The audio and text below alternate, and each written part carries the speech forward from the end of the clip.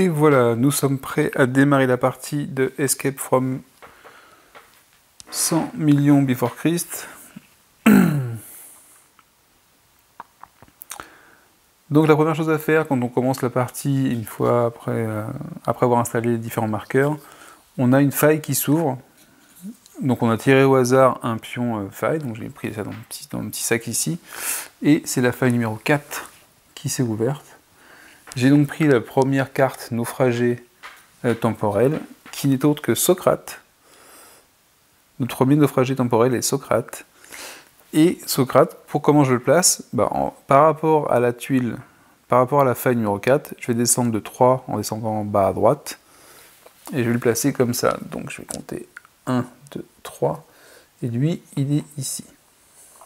Donc il n'est pas encore sur une tuile explorée. Donc il va se déplacer un peu au gré du vent, mais il n'est pas encore figé dans notre temps. Une fois que ça c'est fait, le jeu démarre. Donc je vais vous présenter les différents personnages et leurs capacités, et en même temps le matériel qu'elles ont récupéré. Donc c'est 3 femmes, une soldat, le soldier, Anna Shakib. Donc un bon score en combat, moins bon en volonté, mouvement de 3 et vie 4. Donc on commence avec un nombre de points de volonté, oui, qui correspondent à la valeur de notre caractéristique. D'accord ? Sachant qu'après ça peut augmenter et il n'y a pas de limite. Donc qu'est-ce qu'elle a récupéré elle dans la machine ce qu'elle a pu sauver avant d'arriver et de devoir explorer? Une paire de pompes qui vont lui donner plus 1 pour les tests de rapidité, donc dont on sert pour s'enfuir par exemple, et aussi une grenade qui vont permettre d'ajouter plus 5 dés pour un combat. Quand on fait plus 5 sur un test, c'est un nombre de dés. Et donc ça permettrait de sauver d'un dinosaure, sachant que, donc ça c'est pas quelque chose avec lequel je vais repousser, hein, ça va vraiment exploser.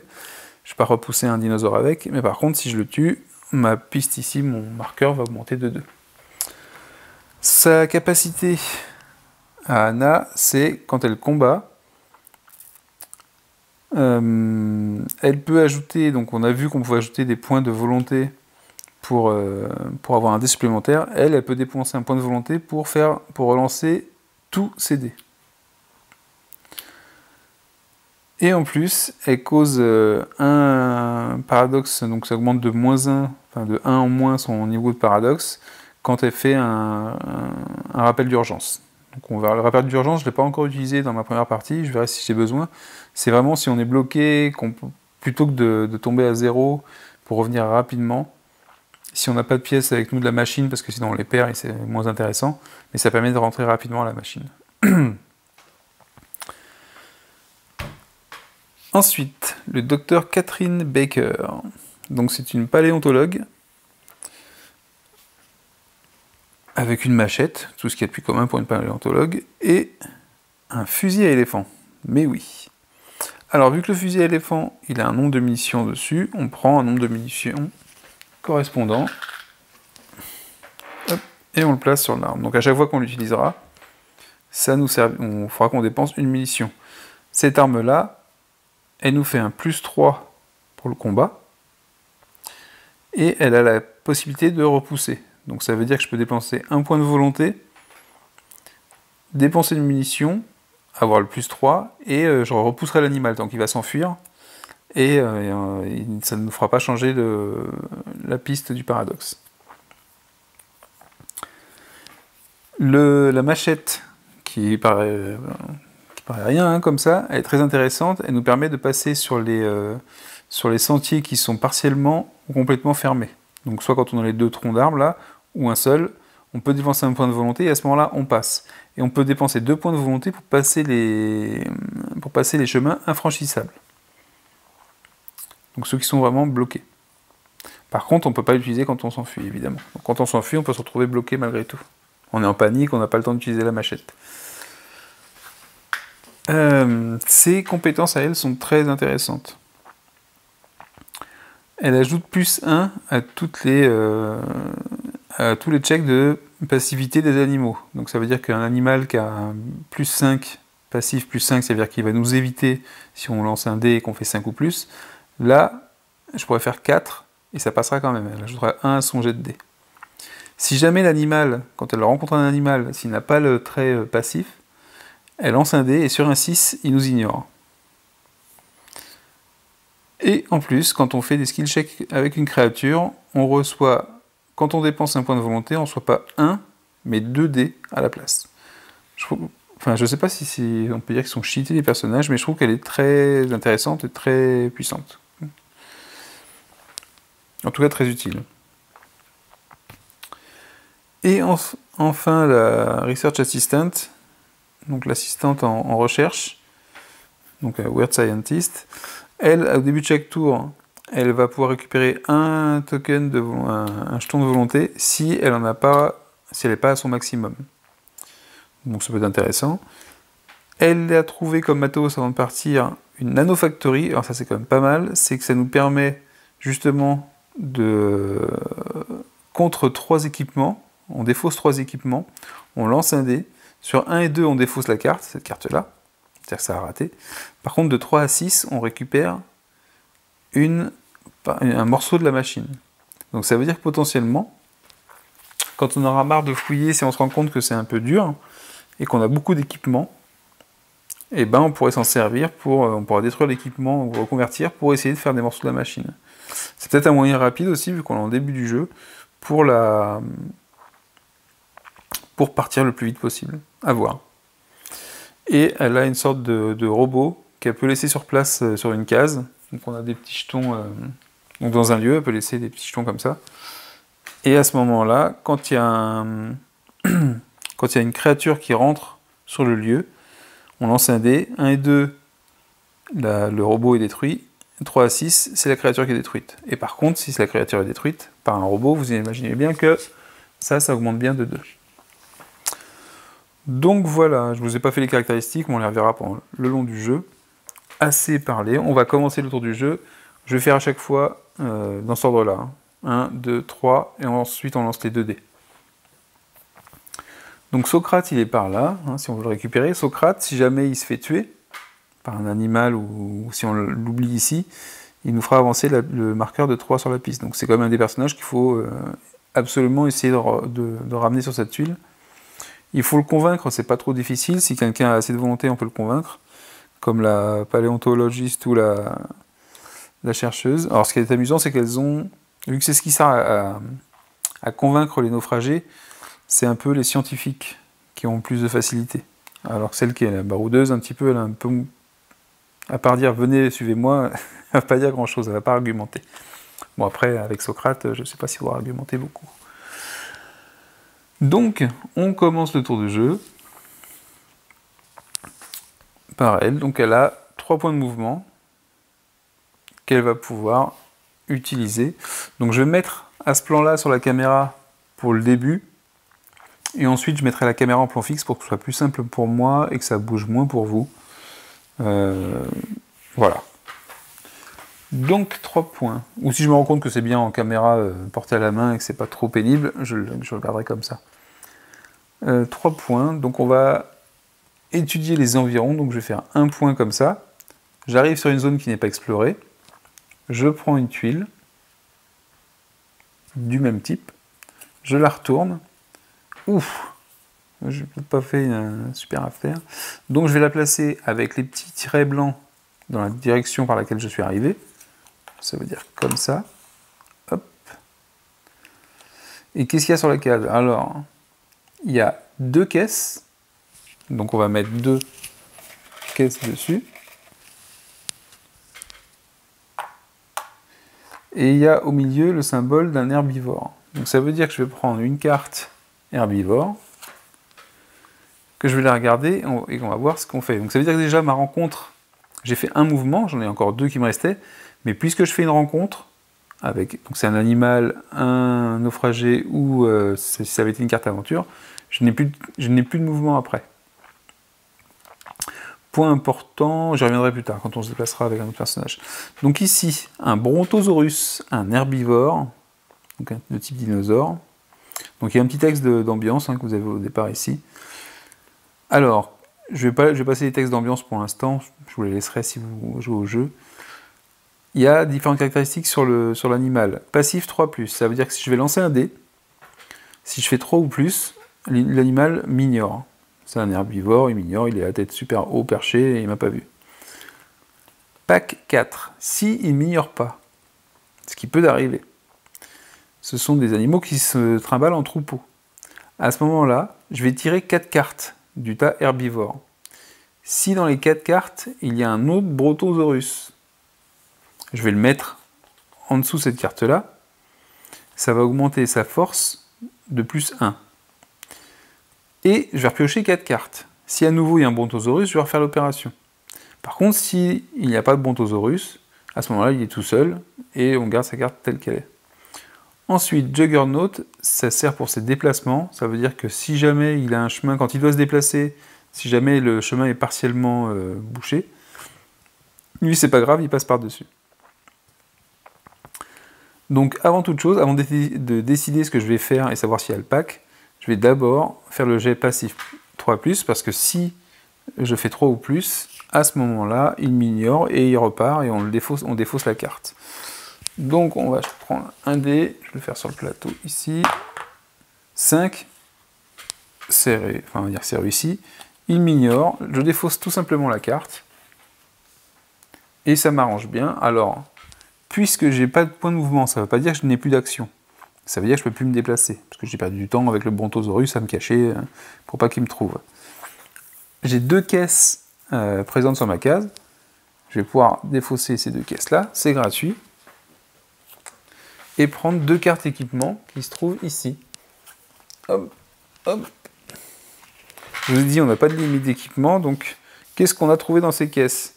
Une machette. Alors la machette, au départ, je trouve que c'est pas extra, mais ça sert vraiment, si jamais on explore les marécages ou des choses comme ça, c'est très utile. Mais il faut avoir des points de volonté. Donc la machette, et j'ai trouvé le truc complètement inutile de notre époque, la barre chocolatée. Ou c'est du gâteau, je sais pas ce que c'est, mais vous voyez que c'est un truc bien pourri, qui si ça traîne, ça nous fait beaucoup de mal, donc il faut les prendre pour les ramener. À noter que pour les équipements, parce que après je vais avoir beaucoup d'équipements sur chacun de mes personnages, c'est pas tout le temps évident à gérer, mais en plus de ça, on peut laisser sur la machine à voyager dans le temps les équipements qu'on veut, c'est-à-dire qu'on peut tout poser si on veut, ou en poser une partie. Ça servira de stock pour les autres aventuriers qui viennent à la machine, qui peuvent prendre ce qu'ils veulent dedans, ou de les laisser tout simplement parce qu'on ne veut pas s'embêter avec. Mais ça permet de les récolter pour repartir avec dans notre époque. Donc ça reste assez thématique et c'est plutôt sympa. Donc elle, du coup, elle est sur cette tuile-là et elle a terminé son tour. On a terminé le tour du premier joueur. Vous voyez donc que c'est plutôt rapide, surtout quand les mouvements s'arrêtent. C'est au tour de la paléontologue, qui va donc partir elle aussi en exploration. Et potentiellement, elle va essayer d'aller retrouver peut-être Socrate. Donc le but de toute façon, au début de la partie, quand on n'a rien exploré, c'est forcément de retrouver les pièces de la machine. Plus on va retrouver, mieux ce sera. Donc je vais faire un point de mouvement ici. Elle a 3 en mouvement aussi, hein, comme avait Anna. Donc 1, c'est de la montagne, je reprends une tuile de type montagne, je la retourne, ici il y aura seulement une caisse, donc ça c'est bien. On est venu comme ça, on se met là, une caisse, je ne vais pas la poser parce que je vais prendre la carte directement. Donc je prends la carte équipement directement, je ne pose pas la caisse, je vais la prendre avec moi, j'ai trouvé un guide de survie qui va nous donner +1 au test de volonté. Qui va être très intéressant, parce que dans le cadre où je vais devoir convaincre Socrate qu'il n'est pas à sa place et qu'il faut repartir, il va pouvoir plus facilement m'accompagner. Parce que ça me donnera 1, plus là 4, 5 dés pour le convaincre. Sachant que Socrate, sa suspicion elle est de 2. Donc ce sera pratique. Donc j'ai fait un mouvement, et le fait de prendre une caisse ne m'entame pas mes points de mouvement, c'est pas une rencontre, donc il m'en reste 2 à faire. Donc je vais aller toujours dans la direction de Socrate, venir ici. Cette fois-ci, on prend une tuile de type vallée, on la retourne, et qu'est-ce qu'on a dessus? Il n'y a rien du tout, c'est super, donc je place toujours par rapport à l'endroit où je viens, les 2 petits traits, hop, Vous voyez que sur chaque tuile, on a bien des numéros. Ça va nous servir pour l'évasion et pour le déplacement des naufragés et des dinosaures. Donc ça, c'est mon deuxième point de mouvement. Et mon troisième, je vais aller rejoindre Socrate. Alors là, attention. Ah, il y a un herbivore qui est pas loin de Socrate. Donc qu'est-ce qui se passe dans ce cas-là? Donc c'est mon troisième point de mouvement. Il y a Socrate qui du coup se retrouve dans une tuile explorée. Et moi qui suis dessus. Mais il y a un herbivore. Donc on pioche d'abord, on fait la rencontre. Avant de m'occuper du naufragé, on fait la rencontre. Donc maintenant par contre j'ai 0 point de mouvement. De toute façon j'en avais plus, donc c'est pas très grave. Oui, oui, oui. Alors, un Ankylosaurus. Ankylo. Donc par contre les textes sont intéressants. Je ne sais pas si c'est toujours scientifique ou pas, mais c'est assez intéressant. Donc lui, c'est pareil, il a un trait passif, c'est-à-dire que potentiellement il peut m'ignorer, ce qui est le cas de beaucoup d'herbivores, hein, qui ne sont pas attirés par l'odeur du sang ou de la chaleur. Si jamais il ne m'évite pas, il va me faire une attaque, il va m'attaquer avec sa queue, il va donner un coup de queue avant que je décide quoi faire, c'est-à-dire avant que je décide de m'enfuir, de l'attaquer ou de le repousser. J'ai une arme, en plus la paléontologue elle a une arme pour repousser éventuellement, donc on aurait quand même potentiellement une attaque avant. Donc là, dans le cas d'une attaque avec la queue, en fait on fait un test entre le niveau d'attaque de la queue, donc 6D pour lui, et ma vitesse, pour que je puisse l'éviter. Mais avant, il y a passif 5+, sachant que Anna, non c'est pas Anna, c'est Catherine Baker, la paléontologue, elle a un +1 pour les passifs check. Donc ça veut dire qu'elle va ajouter 1 au dé, qui va peut-être m'aider. Donc je vais lancer le dé. Ben voilà, on fait 4. Hop. 4 plus 1, ça fait 5. Et du coup, il nous ignore. Parce qu'on a su comment ne pas se faire remarquer.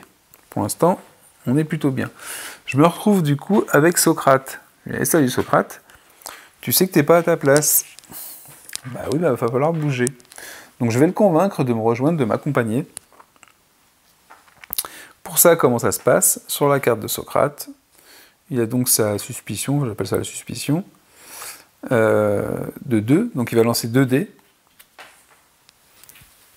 On va prendre 2 dés. J'ai une piste 2 dés, mais bon, tant qu'il n'y a pas trop de tuiles sur le plateau, je peux les lancer ici. Il fait 2 succès. Il n'y a pas d'explosion, il fait 2 succès. Je lui laisse les dés ici, comme ça on saura qu'il y a 2 succès. Moi, il faut que je fasse au moins 2 succès. Combien j'ai de dés à lancer? Ma volonté de 4. Et grâce à mon guide de survie, j'ai 1 plus 1. Donc ce qui fait que j'ai 5 dés à lancer.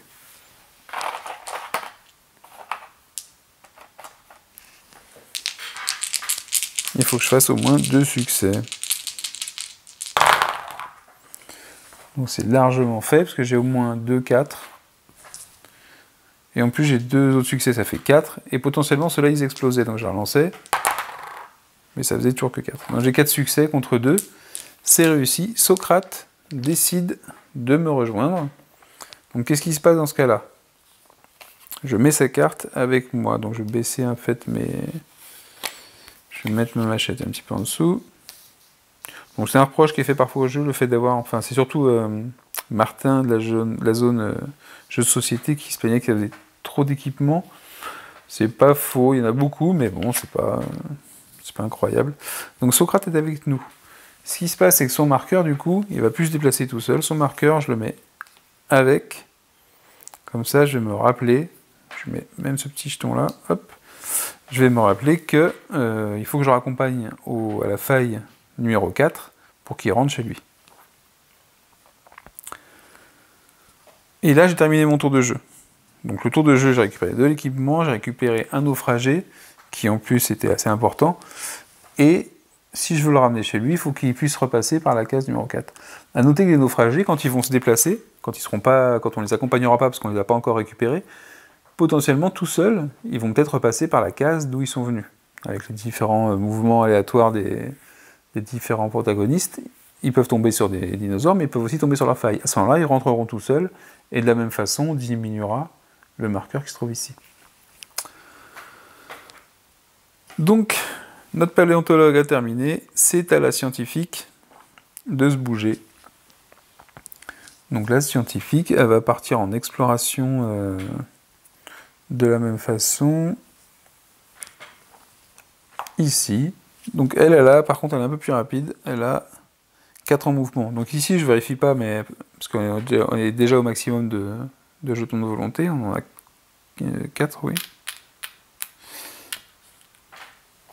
Elle a 4 mouvements. Donc premier mouvement sur une tuile de montagne.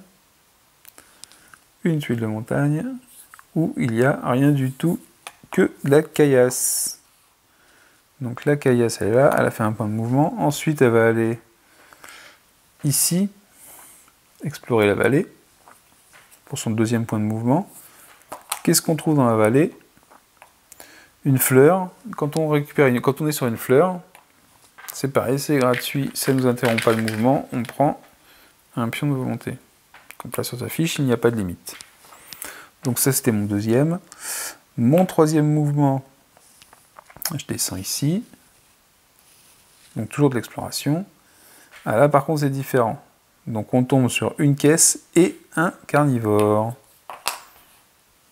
Donc je place bien les deux petits points ici par rapport à la tuile d'où je viens. Je vais placer une caisse. Alors pourquoi je place une caisse et tout à l'heure je ne l'ai pas fait? C'est parce que ici, je ne sais pas ce que je vais faire avec le dinosaure qui va apparaître. Donc potentiellement si je fuis, ou s'il se passe autre chose, je vais peut-être laisser la caisse derrière moi. Donc je mets ça pour noter qu'il y a une caisse ici. Et puis je ne suis pas tout le temps obligé de prendre l'équipement. Il y a parfois je vais vouloir passer plus vite, ou enfin plus vite, ça ne change rien, mais je vais pouvoir laisser l'équipement à quelqu'un d'autre par exemple. Donc ici on va prendre une carte de type carnivore, et c'est un pteranodon, donc un animal volant, il a le trait volant ici, flying. Ils arrivent par pack de 2, donc là il n'y a pas la caractéristique passive, donc lui il ne va pas m'ignorer. Il m'a aperçu, et il dit ah, tiens toi je vais te mordre, toi je vais te prendre dans le bec là. Donc une envergure de 20 pieds, pas mal. Mais ils sont plus souvent vers les côtes, alors je ne sais pas ce qui s'est paumé ici, mais il n'est pas vers les côtes. Donc, pack 2, ça veut dire que je vais piocher 2 cartes et vérifier s'il y a d'autres pteranodons qui apparaissent. Première carte, c'en est pas un. Deuxième carte, c'en est un. Ça veut dire qu'il le rejoint. Et que je vais repiocher 2 cartes. Et c'est comme ça qu'on constitue les groupes de... Donc 1, 2. Alors pourquoi 2? Parce qu'il y a marqué pack 2. Et là, c'est plus le cas. Donc ça, c'est défaussé par contre. Et donc on a un groupe de 2 Ténarodons. Alors, ça veut dire quoi? Ça veut dire qu'au lieu d'avoir 4 en force, il a 5 en force. La vitesse ne change pas. Il a 9, c'est déjà largement suffisant. Par contre, il a 5 en force au lieu de 4. Donc il est plus compliqué d'en avoir 2 en face de nous qu'un seul.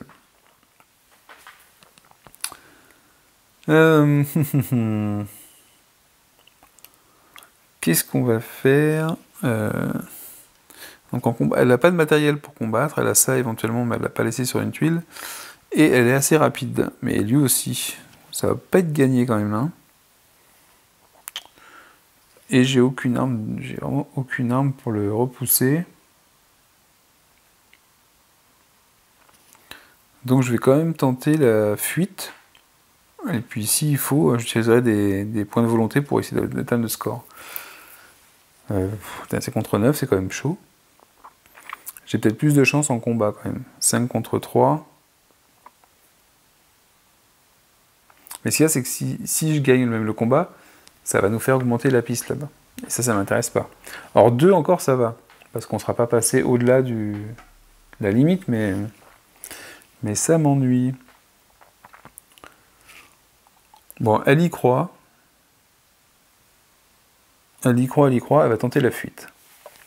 Donc on va tenter la fuite. On est des fous. Alors je peux fuir que par... Si, par tous les numéros, je peux fuir.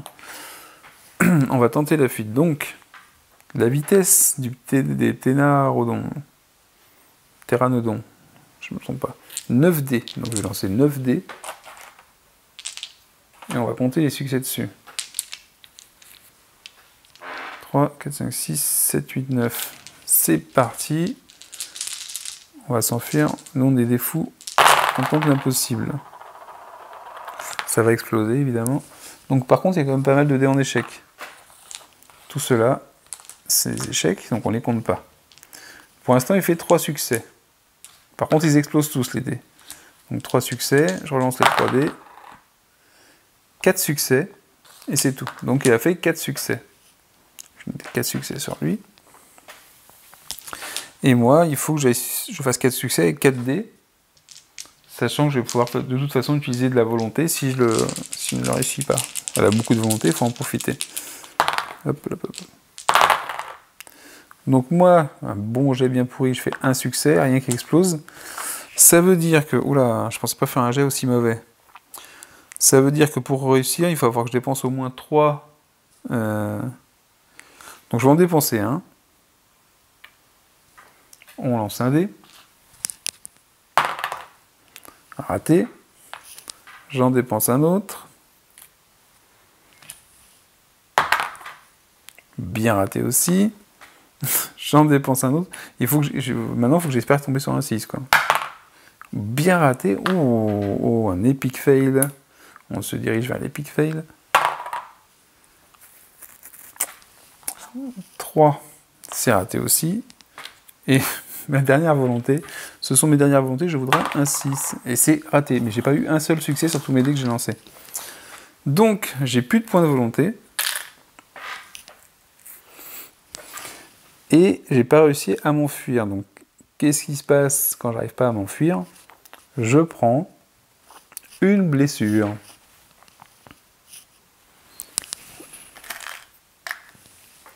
Enfin, il me semble que je prends une blessure. Donc, je prends une blessure. Et ce qui se passe, c'est que je suis toujours au même endroit, toujours avec la créature. Donc la créature, elle n'est pas représentée encore par un jeton parce que ça va dépendre de l'issue de la rencontre. Et là, il me reste à nouveau les 3 options. Fuir, donc je peux retenter de fuir, ou combattre. Mais là, combattre, j'ai plus de volonté, j'aurais peut-être dû combattre au départ. On peut tenter le combat. Mais il a 5 en combat. Allez, on va tenter le combat, tant pis. C'est un départ un peu mauvais qu'on fait. Donc il a 5 en combat. Donc ça, ce ne sont pas des succès. Il y a pour l'instant un succès. Donc c'est un dé qui explose. 2 dés qui explosent. 3 succès. Donc il fait 3 succès sur ces 5 dés possibles. 3 succès.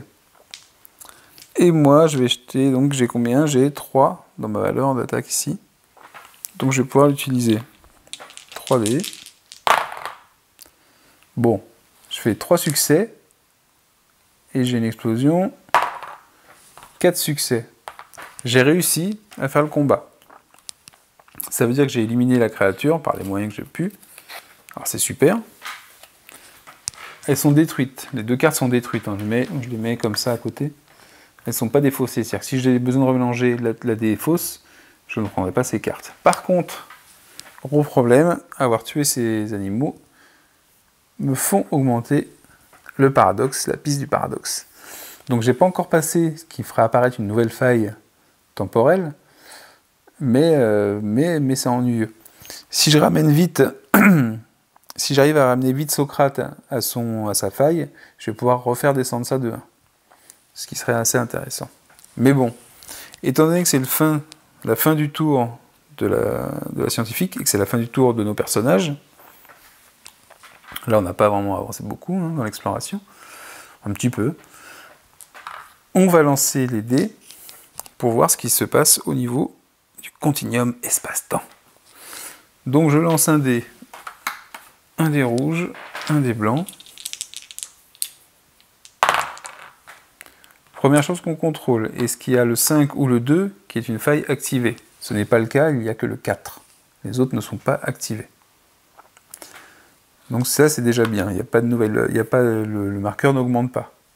Je rappelle que si le marqueur avait augmenté, il passe un dessin de faille ici, on fera apparaître une nouvelle faille. Ensuite, je n'ai pas d'animaux en cours, ni de naufragés, donc le déplacement là ne sert à rien. Pour rappel, je ne l'ai pas dit pendant les règles, comment je peux me retrouver avec un petit animal comme ça, là, par exemple, un petit standis de dinosaure de type carnivore, c'est que si jamais je m'enfuis, l'animal, lui, reste là.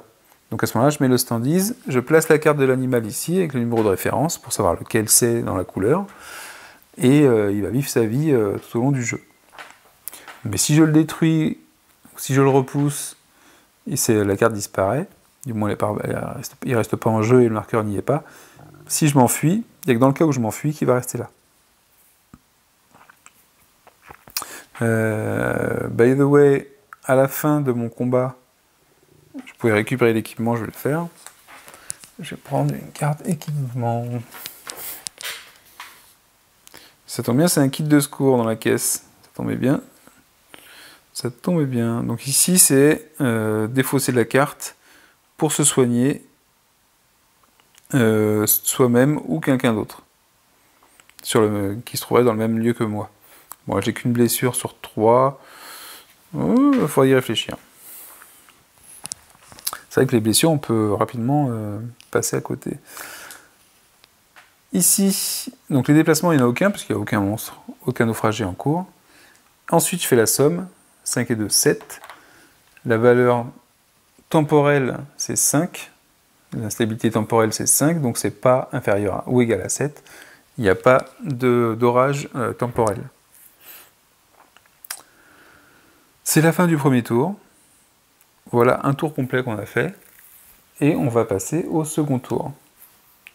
Donc pour le second tour, je vais prendre un point de vue différent. On va voir si ça fait bien. Je vais peut-être alterner les points de vue, ça pourrait être sympa.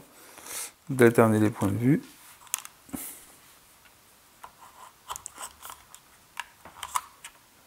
Hop.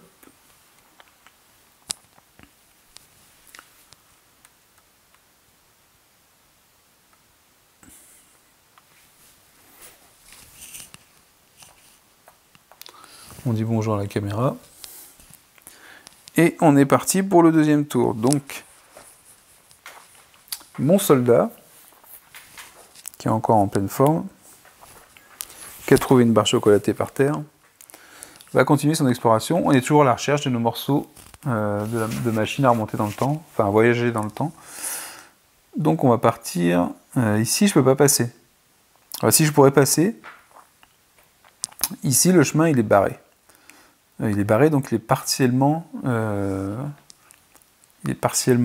occupé. Je peux utiliser un point de volonté avec la machette pour pouvoir passer, mais là j'ai pas d'intérêt, j'ai plein de tuiles autour qui ne sont pas explorées. Donc je vais explorer par exemple la forêt. On prend une tuile forêt, on la place. Dessus, il y a un herbivore. L'herbivore, c'est un Parasaurolophus. Alors, c'est amusant. Donc lui, il n'a pas de valeur ici. Pourquoi? Parce qu'il nous voit, il nous regarde un peu nerveux, et il se casse, il se barre. Donc on défausse la carte. Donc celui-là, il n'a rien fait, il n'est pas resté, il a eu peur de nous. Malgré tout, c'est une rencontre, ce qui veut dire que mes points de mouvement sont retombés à 0, et que je ne peux plus rien faire à ce tour-ci. Enfin, je ne peux plus bouger à ce tour-ci. J'ai rien d'autre à faire sur la case. Mon tour se termine. Donc là, vous voyez un exemple de tour qui est très, très, très, très court. On passe à la paléontologue, qui est là-bas. Qui va continuer son exploration. Elle va peut-être ramener Socrate. Donc elle se déplace ici. On prend une tuile de type vallée. Hop. La vallée, il n'y a rien dedans. Je vais pouvoir continuer mon mouvement. Donc c'était un mouvement. 2 mouvements pour arriver ici. Je rappelle qu'elle en a 3.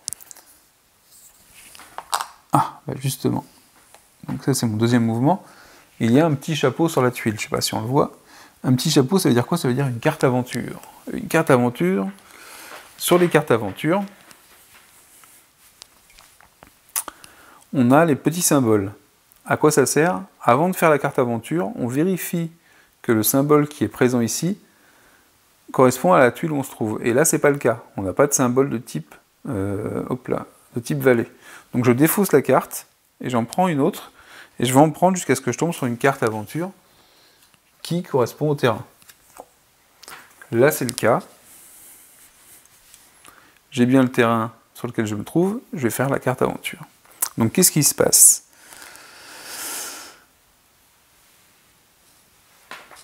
Alors, en regardant le ciel et les nuages qui roulent dans le ciel, vous n'avez pas le temps de réagir à un éclair blanc qui signale c'est une attaque, c'est un lightning strike, c'est un coup de foudre, on va dire. Donc c'est la foudre qui tombe. On doit jeter un dé pour chaque wheel token qu'on possède. Donc j'en ai 1, 2, 3, 4. J'ai 4 dés. Et on ne peut pas dépenser de tokens pour ça. Si on... Ah oui, carrément. Eh ben, si on n'arrive pas à faire 4, 5, 6 sur les dés, au moins 1, 4, 1, 5 ou 1, 6, on est foudroyé direct. Ouf, c'est bon. J'ai fait 2, 5, donc il y en a au moins 1. Ça veut dire que j'ai évité la foudre de justesse. Donc la carte est défaussée. Voilà le genre d'aventure qui peut nous arriver dans cet endroit. Alors ici, ce qui se passe, c'est que j'ai eu une rencontre avec une aventure, donc j'ai plus de points de mouvement. Je ne peux donc pas aller me rendre ici. Et je termine mon tour. A noter que si jamais je me déplace jusqu'au bout de mes points de mouvement, donc là, si j'avais été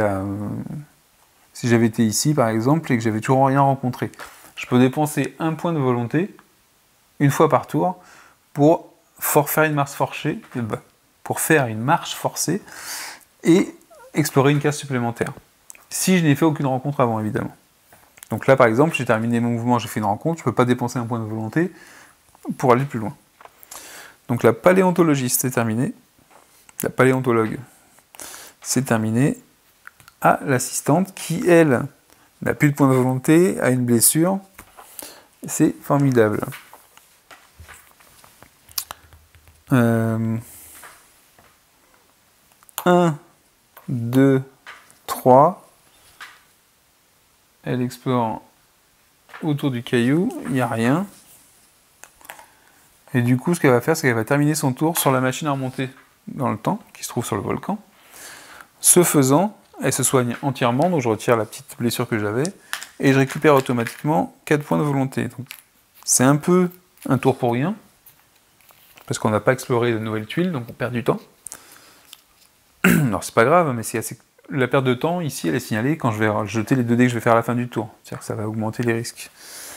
Mais au moins, je pourrais repartir en exploration un peu plus sereinement.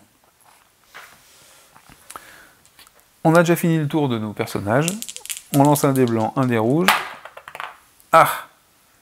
On vérifie les 2 dés. Le 4, il est ouvert. Donc le marqueur ici, est-ce qu'on le voit sur la caméra? Le marqueur de la piste, on ne le voit pas. Le marqueur ici, il augmente. Parce que le 4, c'est une faille qui est ouverte, j'ai pas réussi à l'atteindre. Ça aurait tout changé si, au tour d'avant, j'avais pas eu de rencontre et que j'avais pu rentrer sur la case. Mon naufragé serait reparti, la faille se serait refermée et je n'aurais pas eu ce résultat-là. Donc là, par contre, le marqueur sur la piste de paradoxe augmente.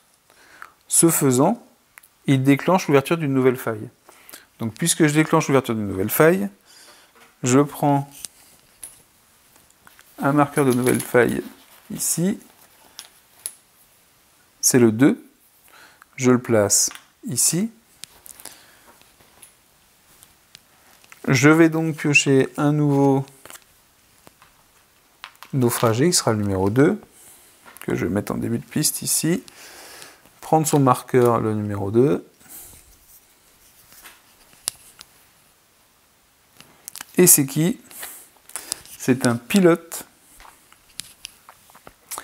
de la Deuxième Guerre mondiale, qui s'est paumé, qui arrive en avion ou qui s'est crashé en avion, et qui va être dans cette position-là au tout début, qui va être un peu plus dur à convaincre que Socrate.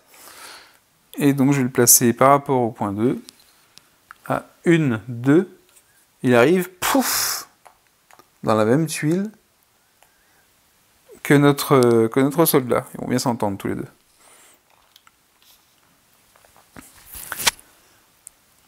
Alors on va voir qu'il ne va pas forcément y rester d'ailleurs, parce qu'il va sûrement se déplacer. Il va avoir peur au premier contact. C'est qu'elle fait peur, là, Anna. Donc il est arrivé ici. Le deuxième, c'est le 5, et le 5, il n'est pas ouvert. Donc, il n'y a pas d'autre déplacement. Ensuite, puisqu'on a un personnage qui peut se déplacer, on regarde le chiffre, c'est 4. On regarde la direction où il se trouve. Il devrait partir dans cette direction-là. Mais vu que c'est une tuile qui n'est pas explorée et qu'il est déjà sur une tuile explorée, il n'y va pas. Si jamais il avait atterri ici, par exemple, il n'y a pas de numéro. À ce moment-là, on prend en référence, je ne sais pas si on le voit tout au bout, si on le voit tout au bout, ici, la piste qui sert aussi pour les animaux qui sont de type volant. On prendrait la destination, donc le 5, ça partirait par là-bas, et il pourrait se déplacer d'une case dans cette direction-là. Donc il aurait fait comme ça. Là, c'est pas le cas. Il arrive sur une zone explorée, donc il est vraiment apparu dans une zone explorée, il est présent, il est obligé de passer par des chemins définis, et des chemins balisés avec les mêmes règles que pour les personnages. Et donc il ne peut pas se déplacer parce que le 5 l'emmènerait dans une zone inexplorée. Ensuite, on additionne nos deux chiffres, il n'y a pas d'autre chose à déplacer, il n'y a pas de dinosaures, il n'y a pas d'autres naufragés. 5 et 4, 9, c'est toujours supérieur, c'est pas inférieur au niveau maintenant d'instabilité temporelle qui est de 6, puisqu'on a changé de tranche, donc il n'y a pas d'orage. Et ça nous termine le tour. Bien, bien, bien. Donc c'est quand même pas mal, parce qu'on va pouvoir peut-être le récupérer facilement, qu'on n'est pas très loin de la faille, même s'il faut passer par les marécages, et que c'est pas tout le temps facile. Mais déjà on a une machette, donc c'est plus facile les marécages. Et en plus, elle est assez costaud en combat, donc on n'a pas forcément peur de tomber sur un animal. Sauf quelque chose qui fait remonter, parce que pour info, elle a rien pour repousser les animaux. Il n'y a que la paléontologue qui a quelque chose. On commence donc un nouveau tour. C'est justement le soldat, Anna, quand on se trouve sur une case au début de son tour avec un naufragé ou un animal, directement nos points de mouvement sont à 0. C'est-à-dire qu'on fait la rencontre. Il n'y a pas un déplacement, on ne peut pas faire un déplacement avant. Donc de toute façon, là on n'a pas le choix, on ne peut pas explorer. On passe d'abord du temps avec le naufragé. Donc on essaie de le convaincre de nous rejoindre, il a 3D. Et nous, notre volonté, elle n'est que de 2. Donc c'est pas forcément facile. Donc lui, il a 3D. Il a un succès. Nous, on en a 2. Et on a 0 succès. Mais je peux dépenser un point de volonté pour relancer un dé. Je fais un 6 qui explose. Un 5, j'ai 2 succès. Donc 2 succès contre 1. Je réussis à le convaincre de nous rejoindre. Et du coup, le pilote, il vient accompagner Anna. Et on va essayer de le ramener dans les prochains tours à la faille par laquelle il est rentré. Lui, si jamais il restait sur place, s'il devait mourir ou rester sur place, il nous ferait perdre 2 points, il ferait avancer la piste de 2 ici. Donc c'est fini pour elle, on va passer à la paléontologue, qui va essayer de ramener Socrate, elle, sur sa faille. Donc pour ça c'est facile, elle fait un point de mouvement. Les failles sont traitées comme, il y a des numéros déjà dessus, sont traitées comme des lieux déjà découverts, des lieux explorés. Donc ils ne coûtent pas il n'y a pas d'exploration, il n'y a rien, on ne retourne pas de tuiles, on arrive dessus. À partir du moment où je rentre dessus, le naufragé, donc en l'occurrence Socrate, automatiquement repart chez lui. Il repart par la loi du rentrée, il aura plein de souvenirs, plein de rêves. Donc on défausse la carte, les jetons sont remis dans la réserve de jetons, et surtout, on fait descendre la piste de 1. Sauf que là, étant donné qu'on est juste après... juste après le symbole du rift, on ne peut pas redescendre plus bas. Donc du coup, je ne gagne pas ce point. J'aurais peut-être dû attendre pour ne pas l'avoir, mais je ne l'ai pas fait. Le jeton, on le remet dans le sac, il pourra être retiré, la faille pourra se rouvrir à nouveau. Ça nous évite potentiellement que le marqueur augmente à la fin du tour. Donc ce faisant, ici j'ai pas fait de rencontre. Le fait que le naufragé reparte chez lui, j'ai pas fait de rencontre, j'ai fait un point de mouvement. Donc je peux continuer mon exploration. Et je vais aller explorer la forêt de ce côté-là. Qu'est-ce qu'on trouve dans la forêt? Je vais mettre trop près. Une caisse, c'est bien. Un carnivore, c'est moins bien. Donc on est venu d'ici. Mais la paléontologue, elle a... Donc on met la caisse et on prend un dinosaure qu'on n'avait pas encore vu, l'Albertosaurus. Donc pack 2, ça veut dire que je vais piocher 2 cartes parce qu'il est peut-être en troupeau. Et en plus, quand il se déplace, il peut passer par-dessus un peu tous les chemins. 7 en force, 4 en vitesse. C'est une belle bête. Donc on tire 2 cartes pour savoir s'il y a un autre Albertosaurus qui l'accompagne. Il n'y en a pas, c'était un Vélociraptor et un Archéo, c'est pas le cas. Donc il est tout seul. Il est tout seul et qu'est-ce qu'on fait? Donc on est sur cette case-là. 4 en vitesse, moi j'ai 3. Donc je peux dépenser un point de volonté, une munition,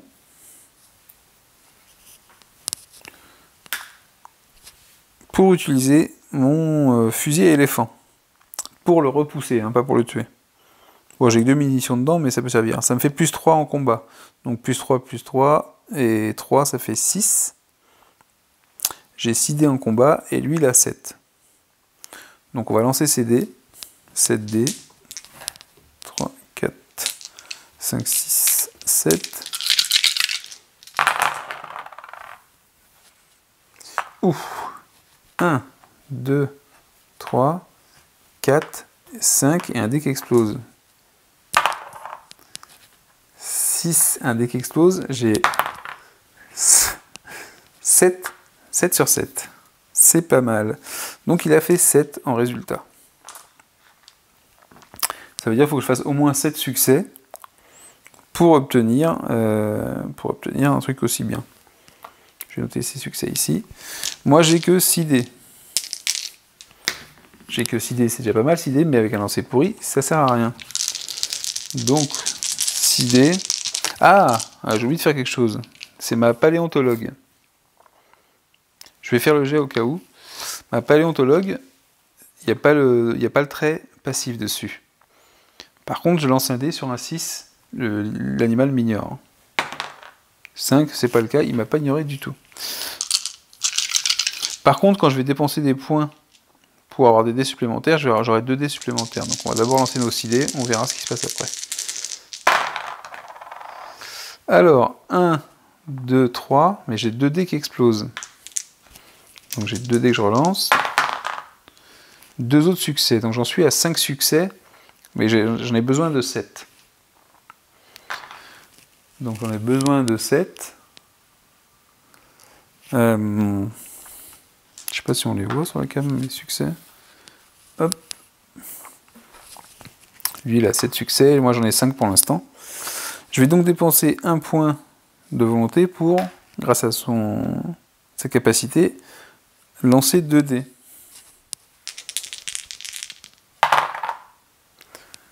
Donc ça, c'est pas un succès. Par contre, j'ai un autre succès, qui est une explosion. Ça explose, le 6. Ça explose pas assez. Donc je peux dépenser un point de volonté pour relancer à nouveau 2 dés. Cette fois-ci, je vais avoir un 7e succès, et en plus, il explose. J'ai 7 succès, donc j'arrive à avoir autant de succès que l'animal. J'arrive donc à le repousser. Hein. C'était une action de repel que je faisais. J'ai réussi à repousser l'animal, ce qui fait que, alors en ayant beaucoup de volonté, en dépensant beaucoup de volonté, la carte est défaussée, elle reste pas sur le plateau. Je termine mon tour, je n'ai plus de points de mouvement. Et par contre, Anna, on la voit ici, il y a une caisse, donc puisqu'elle ne peut pas bouger, elle va pouvoir quand même prendre l'équipement qui se trouve sur sa case. Et qu'est-ce qu'on a trouvé? Un kit d'aide pour se soigner au cas où. Anna, non c'est pas Anna en plus, c'est Catherine. Catherine a terminé son tour. On passe maintenant à celle qui était revenue à la machine à voyager dans le temps, qui va repartir en exploration et qui va explorer cette contrée-là, on va dire. Donc hop, une zone de montagne, premier mouvement, elle a 4 points de mouvement, c'est son premier. Une aventure, donc ces 4 mouvements, c'est terminé. On fait une aventure ici, on vérifie sur la carte, il y a tous les symboles, donc c'est qu'on peut la jouer. Un moment de tranquillité. On admire le paysage, c'est calme, il y a de l'eau qui coule. Il fait beau, parfois un peu de pluie, très agréable. Donc c'est un moment de paix. On gagne 3 pions de volonté, même si ça dépasse le normal. Donc on en gagne 3, c'est elle qu'on a le plus. Par contre, ça termine son tour. Donc elle a gagné plein de volonté. Elle qu'on avait plus à un tour de là. Elle a réussi. On lance ensuite nos 2 dés, le dé rouge, le dé blanc, pour savoir ce qui peut se passer. Donc là, qu'est-ce qu'on a d'ouvert comme faille? La faille numéro 2, puisqu'on rappelle que notre aviateur est arrivé par cette faille-là et qu'il est avec notre soldat qui va essayer de le ramener.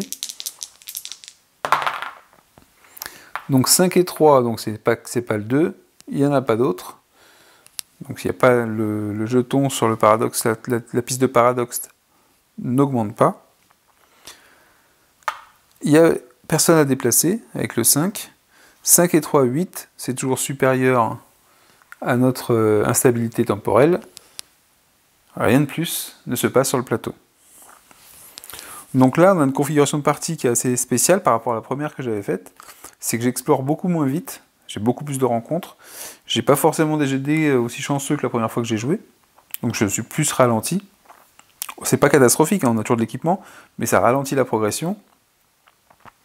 Par contre, il n'y a aucun naufragé, donc on n'a pas beaucoup de risques pour l'instant, mais on n'a trouvé aucune partie de la machine pour le moment.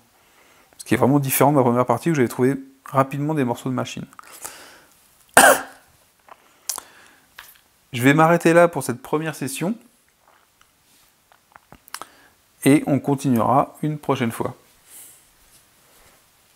J'espère que ça vous plaît, n'hésitez pas à faire des commentaires sur la vidéo. À une prochaine.